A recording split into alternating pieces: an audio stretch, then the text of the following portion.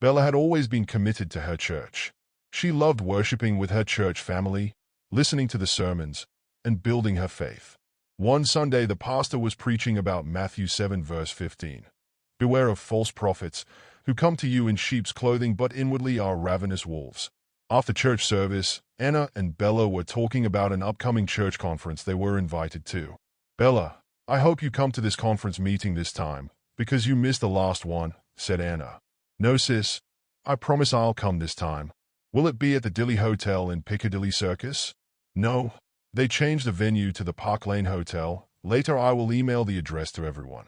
Immediately, Bella looked over Anna's shoulder and saw a charming young man looking around as if he could do with some company. Bella gave Anna a quick "see you later" and walked off. Anna realized this new guy had caught Bella's attention.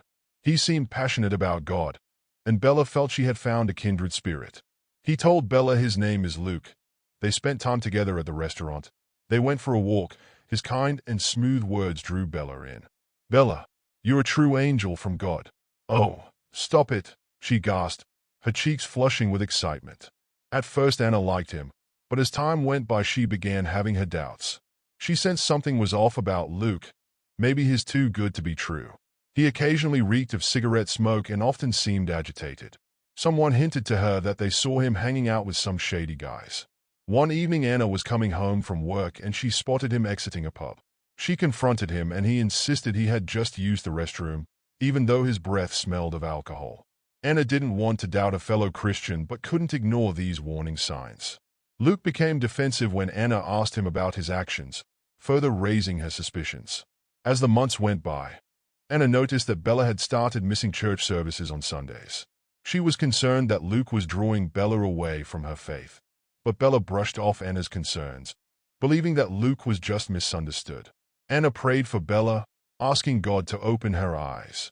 One evening, Luke invited Bella to meet him at a hotel, claiming he wanted to discuss their future in a private setting. Anna advised Bella not to go, warning her to be cautious. She felt an urgency in her spirit and spent the night in prayer for her friend's safety. "Bella, you should be careful. My spirit is not setting good with this guy. Something is not right about him." "Anna, stop. Luke has nothing but love for me. God sent him in my life. He's my soulmate." "Then why is he driving you away from church? If he's from God, you should be closer to church, not far away." "Luke is not the reason why I miss church sometimes. I just have things to do." "Like what?" Anna asked. Like Luke want me to go shopping with him to help him pick out new shirt for his work." "That mean he taking you away from church? Remember what pastor preached last Sunday, Matthew 7 verse 15. Beware of false prophets, who come to you in sheep's clothing but inwardly are ravenous wolves." "I hope you're still coming to the church conference tonight. I'm going to email the new venue to everyone." "I'm sorry. I'm not going. I promised to meet Luke." "Bella, I'm begging you, don't go. It's not appropriate for a young Christian girl to meet a man in a hotel. Why don't the both of you come to the conference?" "I asked him and he said he will come next time." Despite Anna's cautionary words, Bella chose to meet Luke, trusting his intentions. Later that night, Bella met Luke at the Dilly Hotel in Piccadilly Circus. Luke booked a room at the reception area and they went into the lift which took them up the 5th floor to their room. Bella began to have doubts. She noticed a bottle of alcohol in Luke's bag. She questioned him about the alcohol and he grew a rage of anger. He shouted at her and yelled that his friends are coming over. Luke's demeanor shifted, and Bella saw a side of him she hadn't seen before. Even though Luke told her to relax, he's never normally behaved like that. He just wanted her to be comfortable with him and don't ask too much questions. She still wasn't comfortable being in a room with him. She wanted to go. She began to realize that Luke's words and his actions did not align. He wasn't the Christian man he pretended to be. He was more like a demon. Luke phoned the guys who were to meet up with him. They were a gang coming over with drugs. Luke promised them that Bella would be there to entertain them. Bella wanted to leave, but Luke refused to let her go and hid the room keycard from her. Luke grabbed Bella's phone as she sent a text saying, "Help me now at Dilly," to Anna's phone. Wayne, Mark and Jack drove through Trafalgar Square onto Piccadilly Circus to the conference and reached at the Dilly Hotel. Mark and Jack waited in the lobby and Wayne went to inquire at the reception about tonight's conference. The reception was confused because she knew nothing about any event at the Dilly. The guys became frustrated. They went to the wrong hotel. The venue had changed and Anna did not update them. Mark scrolled through his emails and asked why Anna did not told them the conference is not at the Dilly Hotel. Wayne scrolled through his email and saw nothing from Anna. So he went to his spam and saw Anna's email sitting there. "It's at the Park Lane Hotel," said Wayne.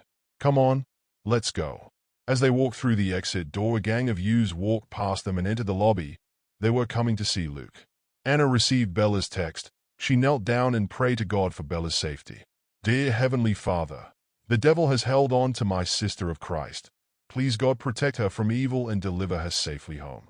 Same time, Anna got a text from Mark saying they went to the Dilly because though the conference was there. They are leaving the Dilly Hotel now and going to Park Lane Hotel. Anna called Mark immediately. She told him Bella is there and she's in danger, so he must find her. Wayne, Mark and Jack went to the reception and told her their friend is in danger. The reception dealt with lots of guests, so she couldn't remember who they were talking about. But with little description, the reception remembered Luke and Bella. "Yes, I remember them. The girl looked a bit worried and the guy looked like he was up to no good," said the reception. The reception called the security and they all went to Luke's room. The gang of youths went to knock on Luke's door and the security told them to step aside. It was a 4 against 3, so the gang felt powerless and walked away. A loud knock came at the door. Bella's heart raced with fear, but to her relief, it was the security guard and her church brothers. God has answered Anna's prayer. The guard's presence interrupted Luke's anger, giving Bella the opportunity to gather her courage, walk out with Wayne, Mark and Jack, and leave Luke behind. They told Bella that Anna texted them and told them you were here. As she walked away from the hotel, Bella realized that God had answered Anna's prayers for her protection. She felt grateful for Anna's wisdom and concern, and her heart filled with remorse for ignoring the warnings and missing church to be with Luke. In the days that followed, Bella took time to reflect on what had happened. She understood now what it meant for someone to be a wolf in sheep's clothing, Matthew 7 verse 15. Pretending to be a follower of Christ while hiding harmful intentions. Bella strengthened her faith, committed herself back to God, and learned to seek God's guidance and the wise counsel of friends like Anna.